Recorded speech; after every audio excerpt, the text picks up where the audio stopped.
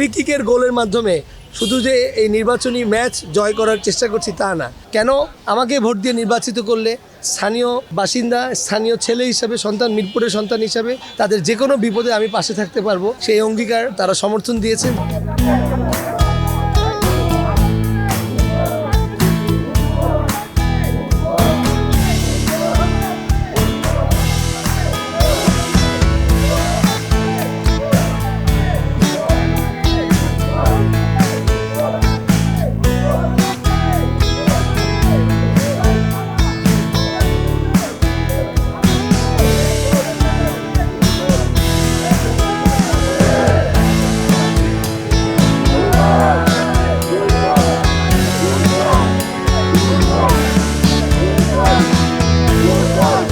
যে জায়গা দিয়ে শুরু করলাম, এই সেকশন 2-এর এই প্লট এরিয়া, এখানে যেভাবে আবাসন শিল্প গড়ে উঠেছে, সেই 80-র দশকের আমার বাবা মরহুম এসে খালেক, যিনি এই এলাকার সাবেক 5 বারের এমপি, তার আমলে কিন্তু এগুলো তখন অনুন্নত ছিল। পরবর্তীতে আজকে যে দেখছেন এই আবাসন শিল্প সহ এলাকাবাসী, এরা অত্যন্ত বিবেকবান এবং তারা প্রত্যেকেই সচেতন নাগরিক।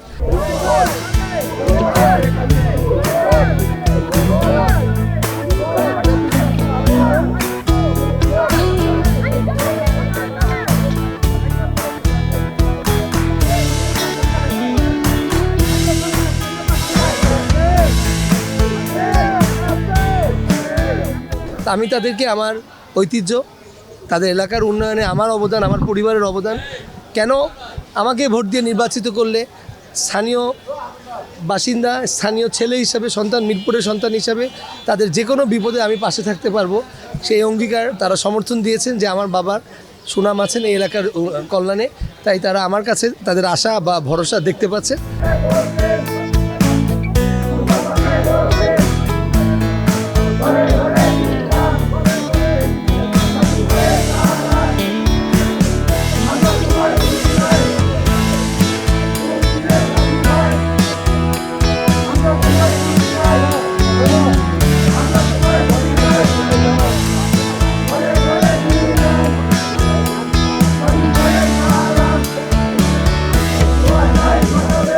আমি অত্যন্ত ইতিবাচক এবং তাদের এই সমর্থন দেখে আমার ভালো লাগছে যে মানুষ তার অতীতকে কখনো ভুলে না এবং যেখানে যার সক্ষমতা আছে দেয়ার, তারা সেটাকে বিবেচনায় নেবেন।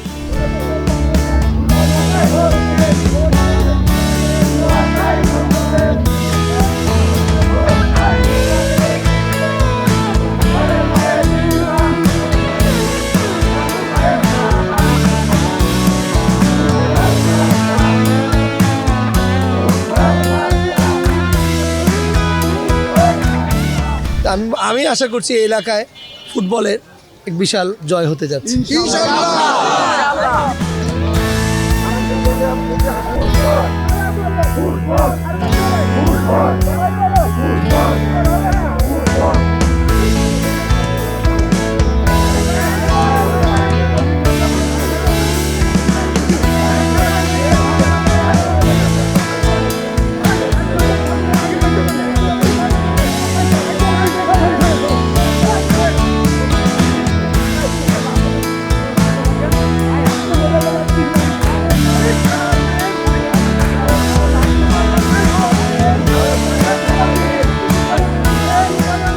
দেখেন, আমি 33 বছর তো বিএনপির সাথেই জড়িত।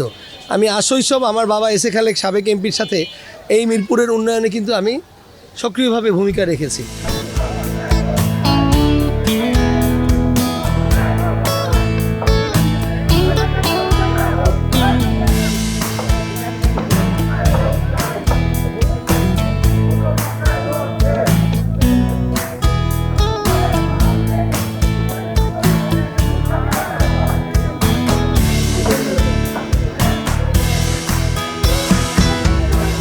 আমি নিজে গত 17 বছর যেভাবে এলাকাবাসীর পাশে ছিলাম, নেতাকর্মীকে ঐক্যবদ্ধ করে রেখে তাদের দুঃসময়ে তারা যখনই জেল জরিমানায় যেত, আমি কিন্তু তাদের পাশে আইনি সহায়তা সহ তাদের পরিবারের খোঁজ নিয়েছি।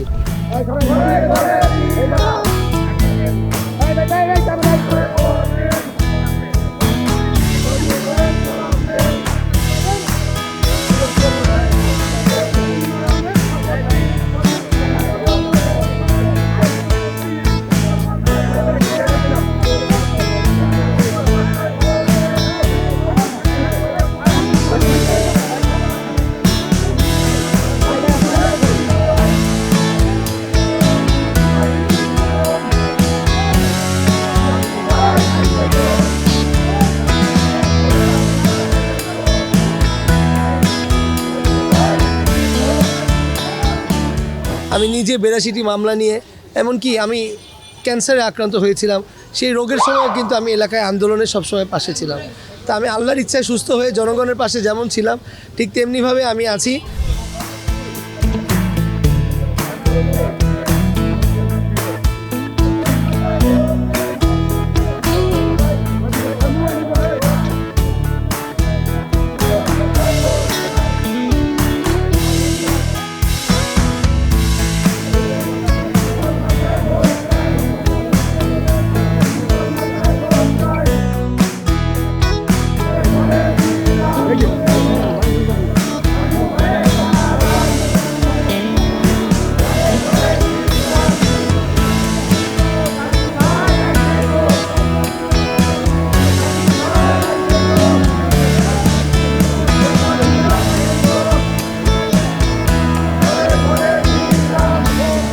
কিন্তু আমি আবারও বলছি, আমার এখানে আমি ছাড়াও আরও 11টি রাজনৈতিক দলের প্রার্থী আছেন। তবে জামাত ইসলামের যিনি আছেন উনিও যেমন গুমের নির্যাতনের শিকার, ঠিক তেমনি বিএনপির প্রার্থীও আপনারা জানেন সেই একই গুমের বিপক্ষে আন্দোলন করেছেন।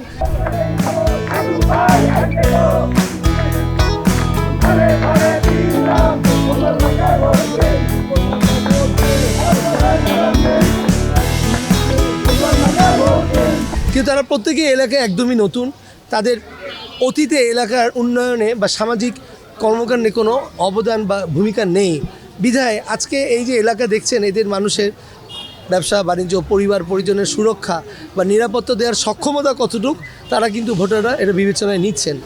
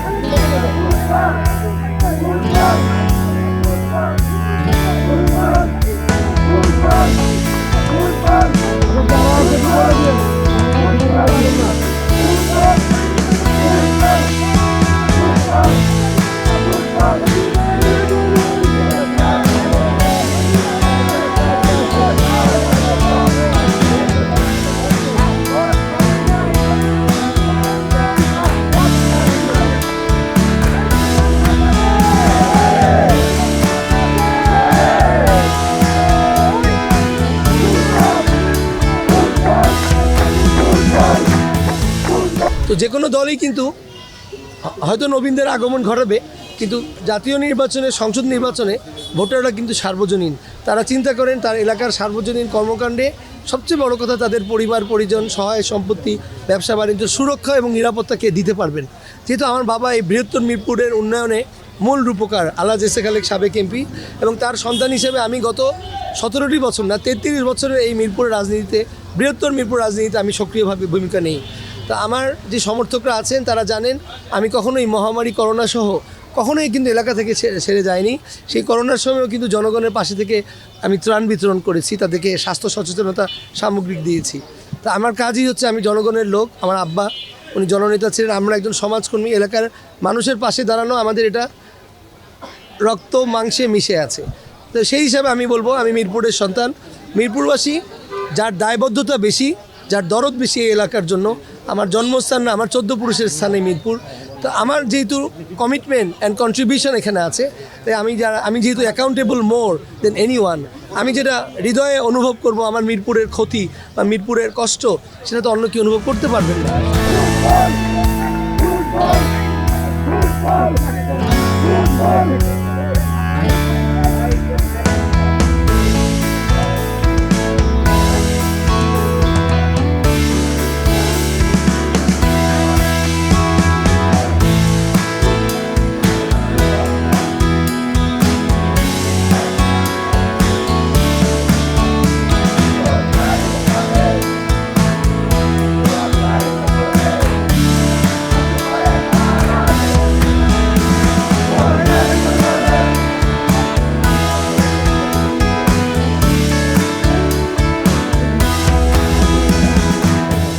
ইতিমধ্যেই ব্যাপক গণসংযোগ করে জনগণের মত নিয়ে আমি যে সমস্যাগুলো নিয়েছি, প্রথমে আমরা যেটাকে করতে যাচ্ছি, যদিও আমি একটু অন্যভাবে বলবো, আমার মিরপুর আমার বাংলাদেশ, পাশাপাশি গ্রিন মিরপুর, ক্লিন মিরপুর।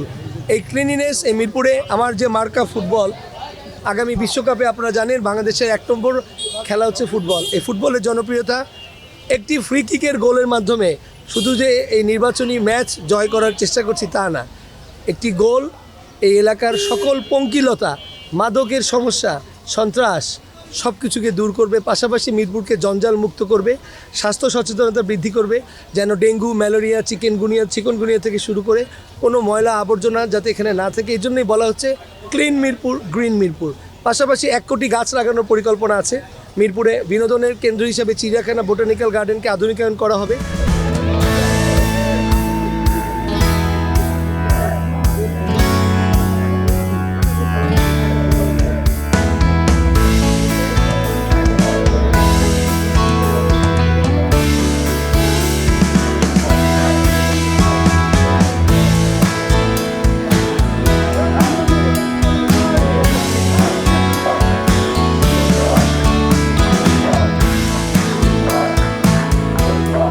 আমি বিশ্বাস করি এবার এখানে প্রথম ভোটার বিশেষ সংখ্যক আছেন, তাদের জন্য আগামীতে তথ্য প্রযুক্তি নির্ভর মিরপুরে একটি আইটি হাব সেন্টার করা হবে, যেখানে সরকারি পর্যায়ে আমি নির্বাচিত হলে ফ্রি যেমন ট্রেনিং দেওয়া হবে, freelancer, content creator, coding, graphic design, অর্থাৎ তথ্য প্রযুক্তি নির্ভর খাতে তারা যেভাবে নিজেদেরকে আগামীতে উদ্যোক্তা হিসাবে অথবা পেশাগতভাবে তারা জড়াতে চাচ্ছে, আমরা চাবো সরকারি পর্যায়ে বাড়ির দোরগোড়ায় সেখান থেকে তারা প্রশিক্ষণ নিয়ে নিজেদেরকে দক্ষ হিসাবে তুলে নিতে পারে।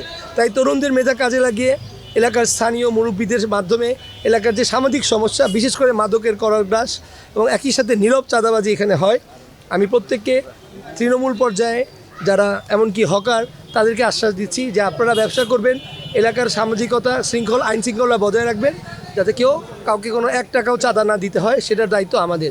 আমরা সমন্বিত প্রচেষ্টায় এলাকার সকল নাগরিককে নিয়ে এই সন্ত্রাস দূর করে মিরপুরকে পঙ্কিলতা মুক্ত করব। So green Mirpur, clean Mirpur.